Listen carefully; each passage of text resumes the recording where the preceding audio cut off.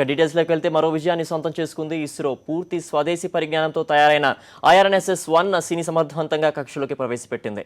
దీంతో global positioning సిస్టమ్కు ధీటుగా ఉండే నావిగేషన్ వ్యవస్థ భారత్కు అందుబాటులోకి రానుంది. అర్ధరాత్రి తరువాత నిప్పులు చిమ్ముకుంటూ నింగిలోకి PSLV C-26 దూసుకెళ్లింది. గ్లోబల్ పొజిషనింగ్ సిస్టమ్ కు ధీటుగా ఇస్రో రూపొందించిన Indian regional navigation satellite system ఇక భారత్ కు అందుబాటులోకి రానుంది.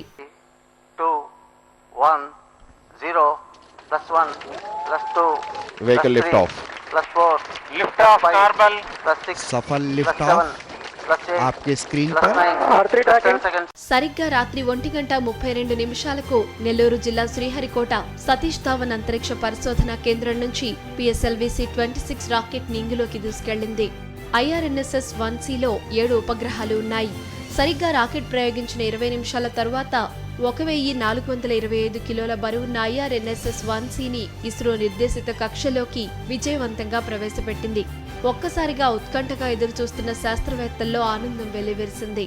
20 minutes बहुत ही IRNSS-1C separated बहुत ही सफलतापूर्वक से अलग कर दिया गया, प्रक्षेपित कर दिया गया है. PSLV C-26 IRNSS-1C mission has been successfully accomplished. Thank you. Mission director just announcing the successful completion of the mission. IRNSS-1C విజయవంతంతో దేశ సరిహద్దులకు 1500 కిలోమీటర్ల దూరంలోని వాహనాల, వస్తువుల కదలికలను కూడా పసిగట్టే అవకాశం ఉంది.